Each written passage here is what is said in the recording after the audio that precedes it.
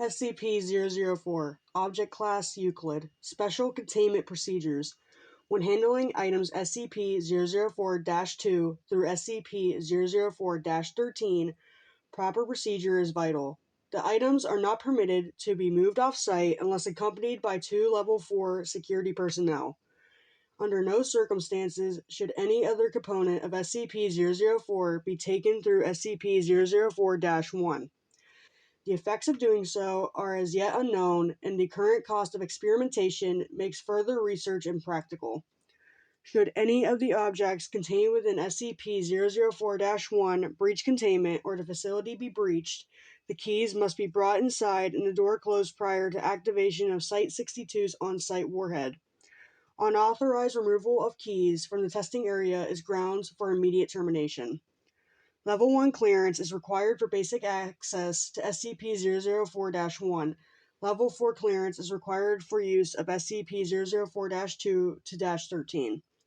Description: SCP-004 consists of an old wooden barn door, SCP-004-1, and a set of 12 rusted steel keys, SCP-004-2 through SCP-004-13. The door itself is the entrance to an abandoned factory in Data Expunged. Chronological history. July 2nd, 1949. A group of 3 juveniles trespassing on federal property near Redacted find the door. According to their testimony, they found a set of rusted keys in an iron lockbox and determined what doors the keys unlock. The juveniles are taken into custody after they contact Sheriff Redacted when one of their friends, SCP-004-CASO1, goes missing. July 3rd, 1949. Local authorities find the severed right hand of SCP-004-CASO1 8 kilometers from SCP-004-1. Other parts of SCP-004-CASO1's body are found scattered as far as 32 kilometers from the factory. Under interrogation, the apprehended juveniles tell authorities that upon opening the door with one of the keys, SCP-004-CASO1 was torn into several pieces, each of which disappeared. At this point, the SCP Foundation takes over the investigation. July 4th, 1949. SCP Agent Redacted obtains the keys from the local authorities to begin testing. Tests show that SCP-004-2 through SCP-004-13 all fit into a single lock on the large barred door. 12 Class D personnel are assigned to test the effects of the door. Of the 12 test subjects, each trying a different key to enter the room, only 2 survive. Opening the door with any key except SCP-004-7 or SCP-004-12 caused the test subjects to be torn apart in multiple directions. However, no dismembered parts were found until later. At the time of writing, only 2 parts of each subject have been recovered, with the exception of the subject being SCP-004-Redacted, whose pieces are scattered in close proximity. The others have, for all intents and purposes, vanished from existence. Of the 2 surviving subjects, only one, having used SCP-004-7, returned unharmed. The other came back in a near catatonic state, able only to remove himself from the room and then collapse on the floor and had to be restrained to prevent him from gouging out his eyes. See Appendix A, Mental Health Effects of SCP-004. The subject using SCP-004-7 said that he had entered a large room, impossibly big for the size of the attached building. After his exit, SCP-004-1 was propped open and an armed squad of Level 3 personnel entered. The size of the room is impossible to measure, and the door frame and the individuals in the room are the only part of the room that can be felt or illuminated. July 16th, 1949. The juvenile suspects and Sheriff Redacted are terminated.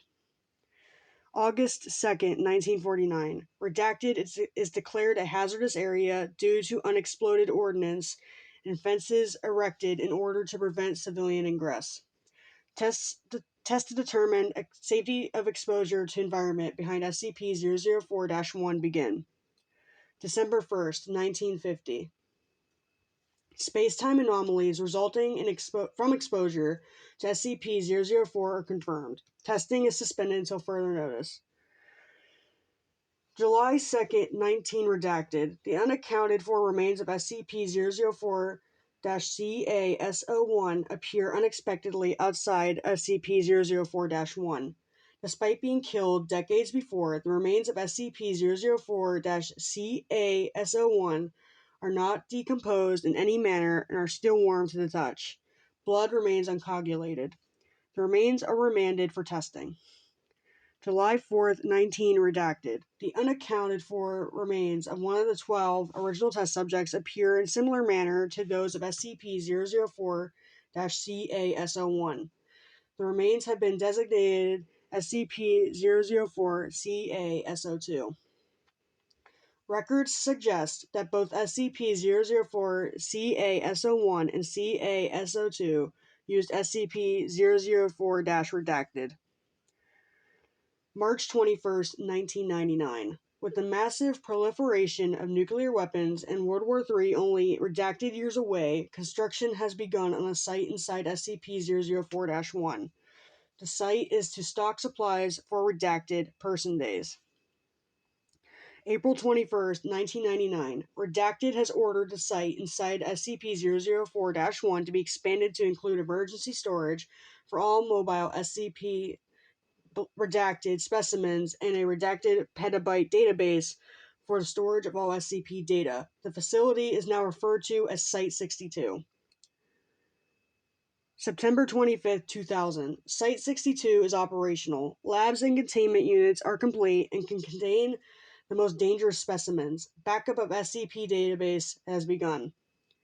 January 1st, 2001. Due to time anomalies, see space-time anomalies below, all personnel working at Site-62 are now required to reside on site permanently.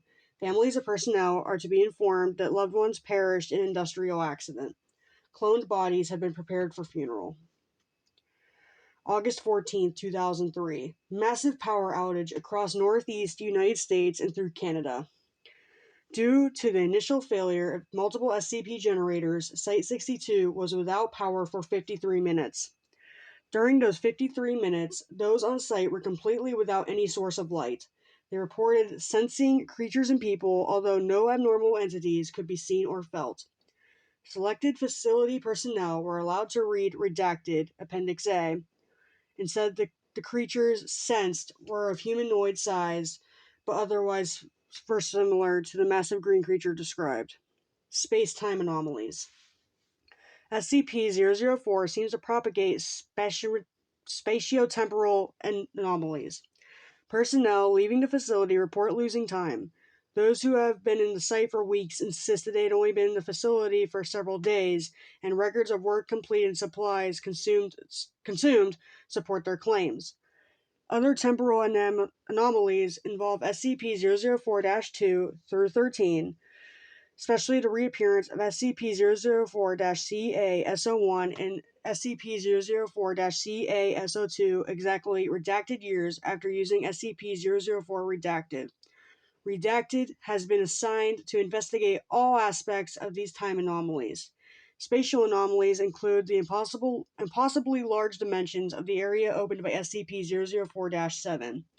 Similarly, the 2003 blackout incident suggests that there exists an alternate plane of existence within the same space that Site-62 occupies.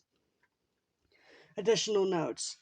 Testing on SCP-004 reveals that 10 of the keys open SCP-004-1 on a dimension where the laws of physics and topology are significantly different than those of our home dimension.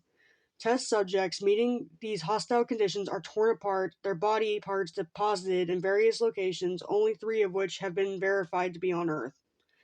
Material deposited at 2 of these points appears immediately. Material deposited at the third appears exactly redacted years into the future. The other 7 locations are currently unknown. Current testing focuses on 2 avenues of research. The first is finding ways to survive SCP-004's hostile topologies.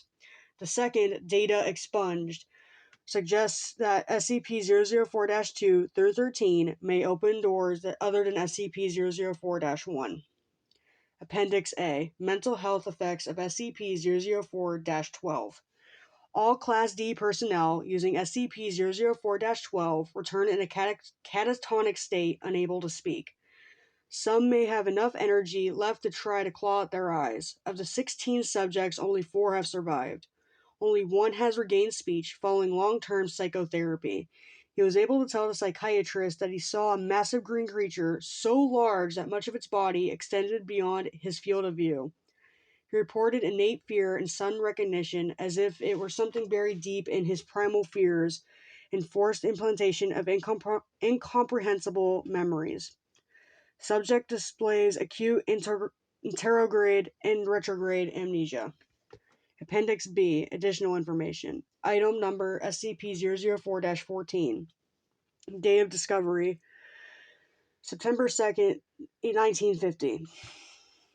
Origin of object. Object was discovered elsewhere in factory area in the previously undiscovered manager's office. Description. Object appears as a large, unvarnished wooden box. The box may be unlocked by the safe key SCP-004-7, as well as 5 of the unsafe keys. See document SCP-004-1. Upon unlocking SCP-004-14 with SCP-004-7, the box opens automatically on hinges. The volume of the space inside is precisely 5 times greater than the outer dimensions imply. Items placed within while the lid remains open do not affect the weight or any other properties of the box.